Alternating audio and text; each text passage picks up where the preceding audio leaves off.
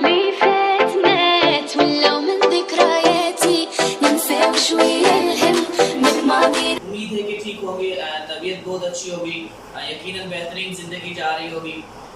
यकीनन आपके इल्म में होना चाहिए कि हमारे पास अगर कोई भी चीज़ हो, एक मीठा गन्ना और दूसरा प्यार, ये दोनों जब किसी मुश्किल जगह से गुजरते हैं तो ही जाके, किसी अजियत से गुजरने के बाद तो ही जाके, किसी खतरनाक तरीन मोड़ से गुजरने के बाद तो ही जाके अपनी मंजिल को हासिल करते हैं। इसी तरह से अगर कोई बंदा अपनी मंजिल के पीछे दौड़ रहा है और वो चाहता है मैं कोई शॉर्टकट लेके अपनी मंजिल हासिल कर लूँ, तो वो मंजिल उसे कभी नहीं मिलने वाली। अगर वो चाहता है कि मुझे मंजिल हासिल करनी है तो उसे अपने तमाम शॉर्टकट छोड़ के अपने असली चीज़ के ऊपर उसे मेहनत करनी पड़ेगी। अगर कोई चाहता है कि मैं बेस ना पढ़ूं और ऐसे ही एकदम से आगे छलांग लगा लूं, तो ये नामुमकिन है, क्योंकि जब तक उसे बेस नहीं आएगा वो आगे नहीं जा सकता।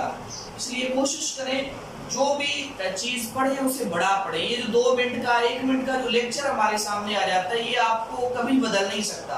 कम से कम अगर आप लेक्चर देखते हैं तो 15 मिनट से बड़ा देखें, कम से कम लेक्चर देखते हैं तो आधे घंटे और 1 घंटे का लेक्चर देखें, ताकि आपको वो चीज़ समझ में आए। अगर आपके एग्जाम्स करीब हैं और आप चाहते हो कि अभी कुछ आ जाए, तो इसके लिए ठीक है, कुछ टाइम के लिए आप उसे अपना लें। वो कुछ वक्त तो आपकी हेल्प कर सकता है, पर पूरी जिंदगी हेल्प नहीं कर सकता। इसलिए आपको चाहिए कि आप बड़े से बड़े लेक्चर सुने, और जो बड़े लेक्चर होते हैं इनमें बहुत छोटे छोटे की पॉइंट्स होते हैं, हमेशा आपके काम आएंगे। आज हमने जिस चीज के बारे में पढ़ना है वो है हमारे पास एवोगैड्रो लॉ। तो आ जाते हैं एवोगैड्रो की जानिब कि हमारे पास एवोगैड्रो क्या होता है। तो जी सबसे पहले जिस लॉ की बात करने जा रहे हैं वो हमारे पास है एवोगैड्रो, और एवोगैड्रो को देने वाला हमारे पास जो शख्स था उसका नाम था अमेडो एवोगैड्रो। ठीक है जी, एवोगैड्रो लॉ जो देने वाला शख्स, इसने ये ला दिया था 1811 के अंदर।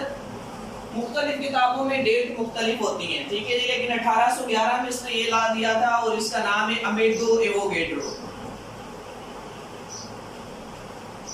अमेडो एवोगैड्रो।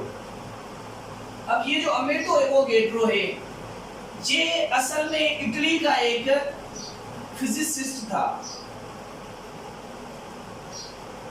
ये इटली का एक फिजिसिस्ट था। ये गैसेस की पैमाइश के ऊपर काम कर रहा था कि इनका कितना वजन होता है, इसमें कितनी कमी होती है। उस वक्त इसने एक चीज दरियाफ्त की और उस वक्त इसने एक लॉ पेश किया जिसे आज हम लोग अमेडो एवोगैड्रोस के लॉ के नाम से जानते हैं। ये वो अमेडो एवोगैड्रो शख्स था जिसने आके ये लॉ पेश किया। अब अमेडो एवोगैड्रो ने सबसे पहले अपनी स्टेटमेंट कौन सी दी, तो आ जाते हैं उस जानिब। तो इसकी जो हमारे पास स्टेटमेंट थी वो कुछ यूं थी,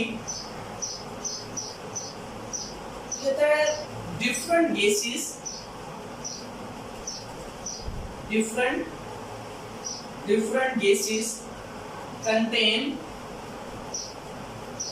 same number of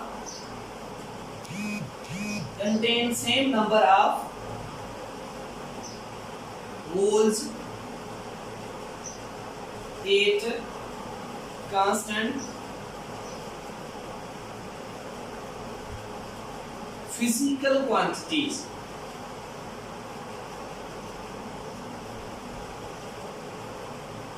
जितनी भी हमारे पास गैसेस होंगी, चाहे वो कोई भी हो, अगर वहां पर टेम्परेचर और प्रेशर दोनों कांस्टेंट है या जितनी भी फिजिकल क्वांटिटीज है वो कांस्टेंट है, तो क्या हो जाएगा, उनके अंदर जो मोल्स पाए जाएंगे वो सेम होंगे।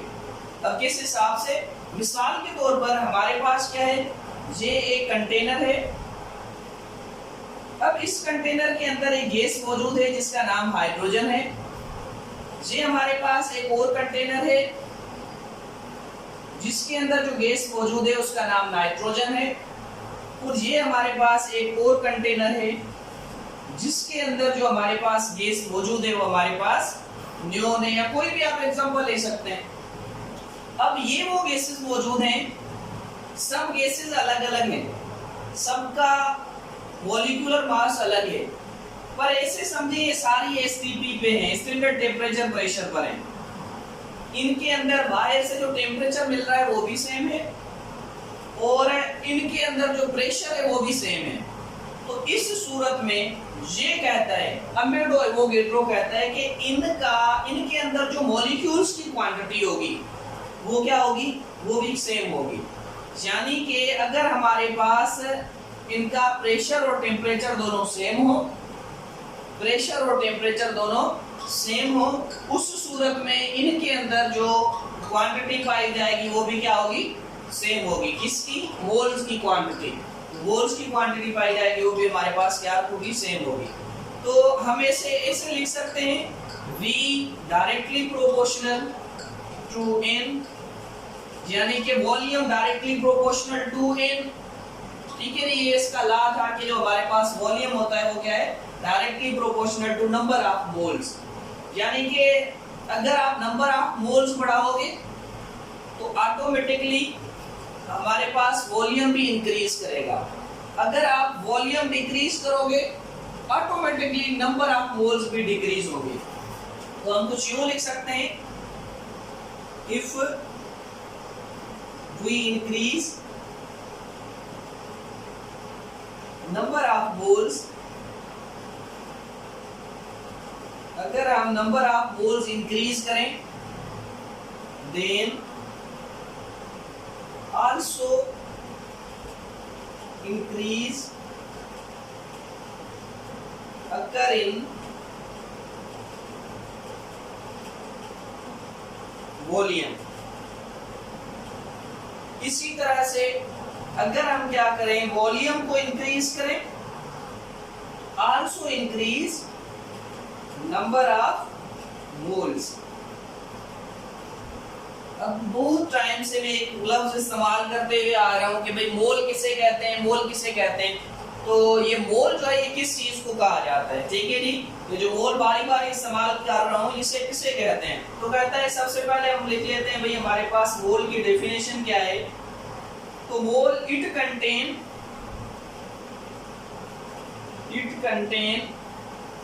सेम नंबर ऑफ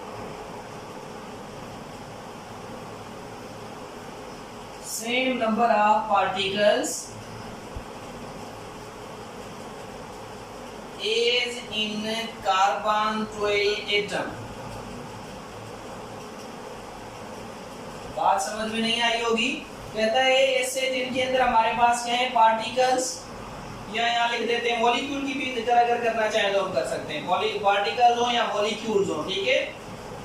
कहता है it contain same number of particles और मॉलिक्यूल एज इन कार्बन 12। अब कार्बन 12 क्या है हमारे पास, कार्बन 12 का मतलब हमारे पास है ये आइसोटोप है कार्बन का।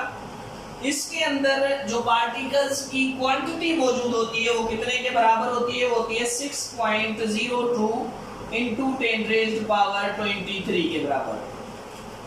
यानी कि कार्बन 12 के अंदर इतनी क्वांटिटी होती है। अब अगर हम डेफिनेशन पढ़ें तो आपको मजा देगी। कहता है it contain same number of particles, same number of particle इसमें आते हैं जैसे कि हमारे पास कार्बन 12 के एटम में है।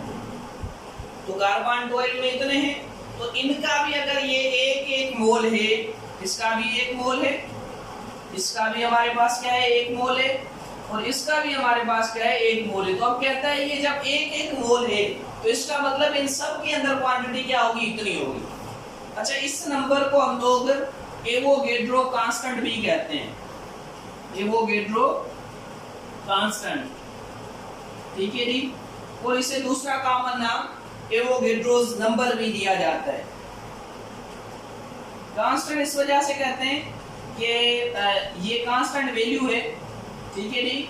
और एवोगैड्रो नंबर इस वजह से कहते हैं क्योंकि इसका नाम ही हम लोगों ने एवोगैड्रो नंबर रख दिया। एवोगैड्रो ने दरियाफ्त किया तो इसका नाम भी एवोगैड्रो नंबर रख दिया। अच्छा, तो मोल किसे कहते हैं, मोल उसे कहते हैं जब कोई पार्टिकल हमारे पास मौजूद हो और उसके अंदर कितने ये मौजूद हो, पार्टिकल्स कितने मौजूद होते हैं एक मोल के अंदर, कितने मौजूद हो, कितने 6.02 into 10 raised power 23।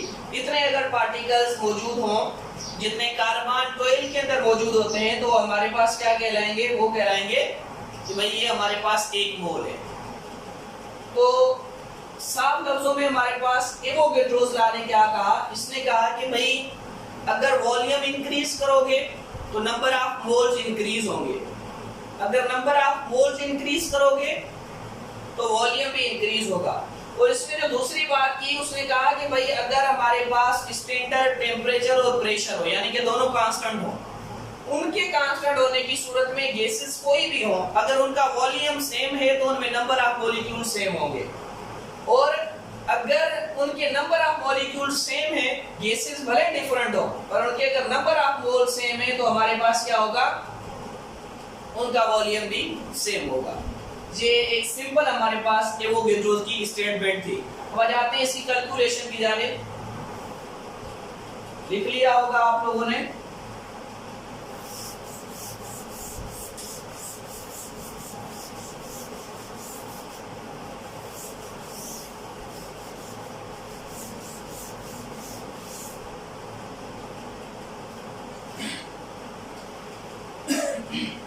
क्या है हमारे पास V directly proportional to number of moles. जो V directly proportional of number of moles, at constant हमारे पास क्या है, प्रेशर इन टेम्परेचर। क्योंकि आपको पता है जितने भी गैस लाए, ये भी एक गैस लाए, जितने भी गैस लाए वो सारे के सारे दो की रिलेशनशिप बयान करेंगे, उसमें दो कांस्टेंट होंगे। यहाँ पर हमारे पास क्या कांस्टेंट है, एक टेम्परेचर है और दूसरा प्रेशर है। और यहाँ पर और भी है कि जितनी भी फिजिकल क्वांटिटी है वो सारी की सारी कांस्टेंट होना लाजमी है। तो अब हमारे पास क्या है, टेम्परेचर और प्रेशर दोनों फिजिकल क्वांटिटीज हैं, तो हमारे पास क्या होनी चाहिए, ये दोनों की दोनों कांस्टेंट होनी चाहिए। तो V डायरेक्टली प्रोपोर्शनल होगा नंबर ऑफ मोल्स के। यानी कि हम अगर इन्हें लिखना चाहें तो हम ऐसे लिख सकते हैं N upon V is equal to K। ठीक है जी, ये हमारे पास क्या है, ये पहला रूल है जिसका एवोगैड्रो का। अब आपको पता है कि जब हमारे पास कह रहा है, ये दूसरी बात क्या कर रहा था, कहता है कि जितने नंबर ऑफ मोल्स बढ़ेंगे उतना ही वॉल्यूम बढ़ेगा। ठीक है, वो हमारे पास जो शुरू वाला वॉल्यूम होगा वो क्या होगा, N1, वो N नंबर ऑफ मोल्स होंगे। फिर जो वॉल्यूम होगा वो V1 होगा। इसी तरह से जो दोबारा बढ़ जाएगा वो क्या होगा, N2, और इसी के साथ दूसरा क्या होगा, V2। तो हम इसे कुछ यूं लिख सकते हैं कि भाई N1 upon V1 is equal to N2 upon V2।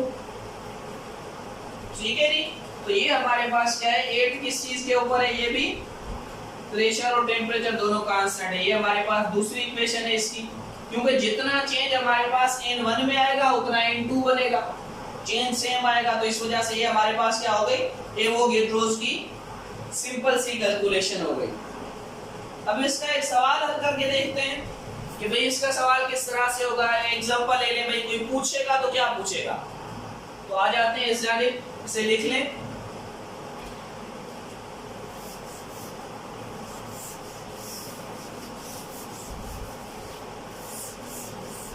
सवाल है हमारे पास एक सिंपल सा सवाल, कुछ यूं होगा कि एक हमारे पास टायर है, ठीक है जी, जिसके तकरीबन 10 मोल्स हैं, जिसके अंदर हमने हवा के 10 मोल्स भरे हुए हैं।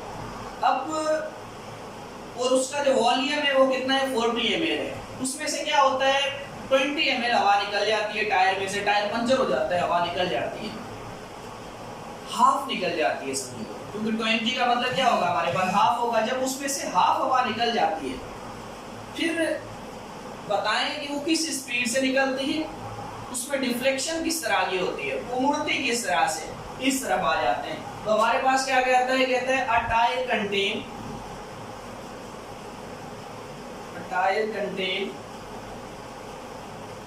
10 moles ऑफ एयर। एक टायर है जिसके अंदर कितने मोल्स हैं, 10 मोल्स ऑफ एयर है। ठीक है जी, ऑक्यूपाइड कितना वॉल्यूम रखता है, 40 ml। 40 ml या 40 लीटर आप जो भी लिखो, इसके अंदर इतना, इसके अंदर क्या पाया जाता है, हमारे पास वॉल्यूम पाया जाता है। अब क्या कहता है, loses the half volume due to puncture. loses the half volume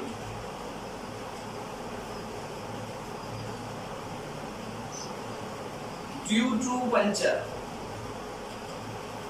ये पंचर हो जाता है तो इसका क्या हो जाता है, हाफ वॉल्यूम जो है वो क्या हो जाता है, रिमूव हो जाता है। Considering that the pressure and temperature are constant, क्योंकि ये हमारे पास लॉ के अंदर क्या है,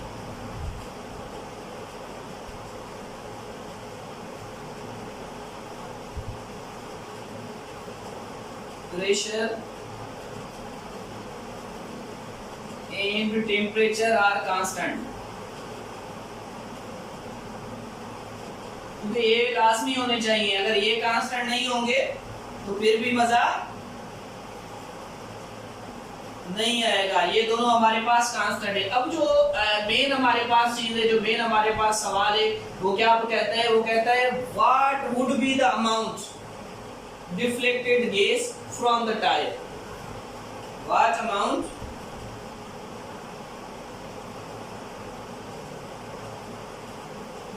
deflected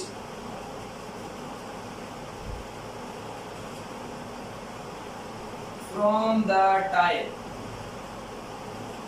अब हमने जो पीछे इक्वेशन हल की थी उसी को देखते हुए हम लोग क्या करेंगे, इसको हल करने की कोशिश करेंगे। सबसे पहले इसका डेटा बनाएंगे।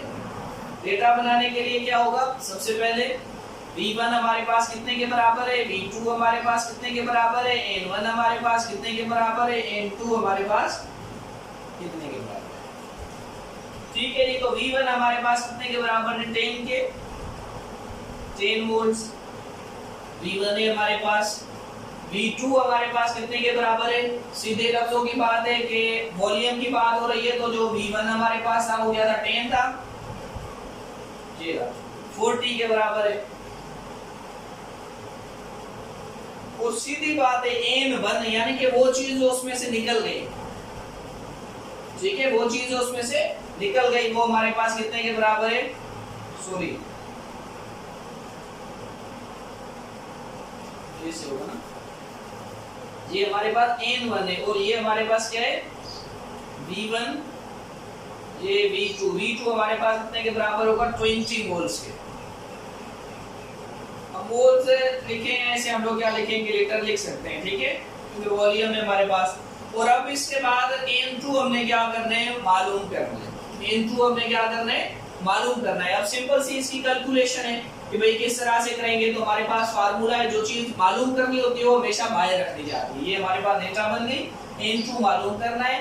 ये हमारे पास नंबर ऑफ मोल्स मिले हुए थे, टोटल वॉल्यूम ये था, और जो V2 हमारे पास मिला वो हमारे पास 20 मैंने इसलिए लिखा है क्योंकि 40 का हाफ, ये इसने क्या कहा कि half volume due to puncture, यानी कि जब वो पंचर हुआ तो हाफ वॉल्यूम उसमें से निकल गया।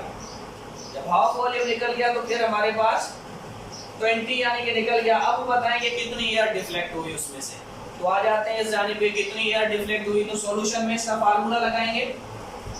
आपको पता है जो चीज मालूम करनी होती है उसे बाहर रख दिया जाता है, तो N2 आ गया बाहर, ठीक है जी।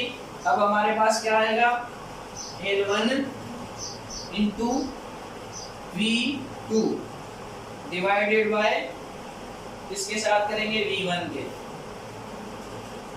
तो सिंपल सी कैलकुलेशन है, N2 इज इक्वल टू, अब N1 हमारे पास कितना मिला हुआ है, 10 को मल्टीप्लाई करेंगे किसके साथ, V2 के साथ। V2 हमारे पास कितना है, 20, क्या आ जाएगा, 200, ठीक है जी। और हमारे पास V1 क्या मिला हुआ है, V1 है हमारे पास 40। अब 200 को जो 40 से डिवाइड करेंगे तो हमारे पास जो टोटल जवाब आ जाएगा वो कितना होगा, N2 इज इक्वल टू 5, ठीक है जी। तो हमारे पास कितने मोल बनेंगे, 5 मोल्स, यानी कि जो डिफ्लेक्ट वॉल्यूम होगा वो हमारे पास क्या होगा, 5 मोल होगा।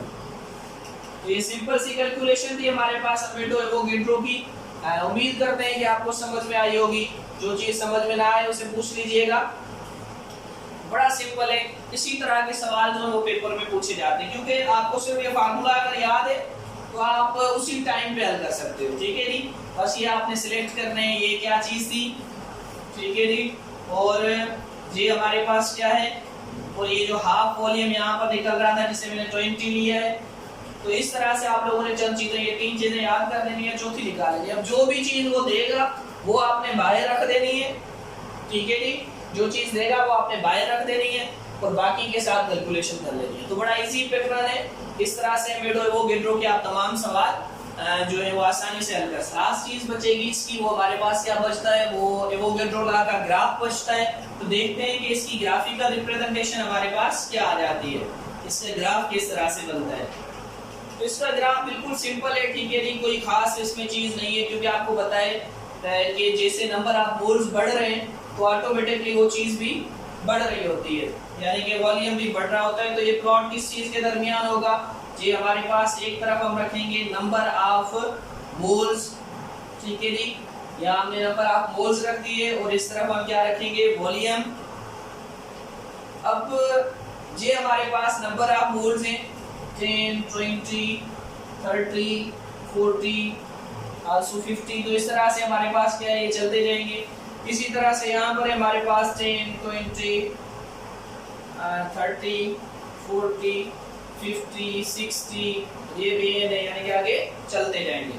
तो जब हम इनके दरमियान ग्राफ प्लॉट करेंगे तो किस तरह से करेंगे, सीधे लफ्जों की बात है, जब हमारे पास क्या बढ़ेगा, जब हमारे पास नंबर ऑफ मोल्स बढ़ेंगे तो वॉल्यूम भी बढ़ेगा, यानी कि जब हम 10 पे आएंगे तो ये यहाँ पर होगा, जब हम 20 पे आएंगे वॉल्यूम नंबर ऑफ मोल्स 20 होंगे, जब हम 30 पे आएंगे तो नंबर ऑफ मोल्स भी 30 होंगे, जब हम 40 पे आएंगे तो नंबर ऑफ मोल्स भी 40 होंगे। इसी तरह से 50 पे नंबर ऑफ मोल्स भी 50 और 60 पे नंबर ऑफ मोल्स भी 60, ठीक है जी, 60 पे नंबर ऑफ मोल्स भी 60 होंगे। तो अगर आप इस तरह से देखें कि ग्राफ क्या बनेगा, तो इसका स्ट्रेट ग्राफ बनेगा। देखें किस हिसाब से, क्योंकि जब हम लोग नंबर ऑफ मोल्स बढ़ाएंगे तो वॉल्यूम भी बढ़ेगा, जब हम वॉल्यूम बढ़ाएंगे तो नंबर ऑफ मोल्स भी बढ़ेंगे। तो इसलिए जो इसका हमारे पास ग्राफ आ जाता है वो क्या होता है, स्ट्रेट होता है। क्यों स्ट्रेट ग्राफ आता है, क्योंकि हम एक चीज को बढ़ाएंगे तो दूसरी चीज ऑटोमेटिक बढ़ेगी। यहाँ पर हमारे पास क्या है, V directly proportional to N number of moles, volume जो है वो डायरेक्टली प्रोपोर्शनल है नंबर ऑफ मोल्स के। तो ये एक इजी सा इसका ग्राफ था। तब तक के लिए सदा सो भागवती। Thank you.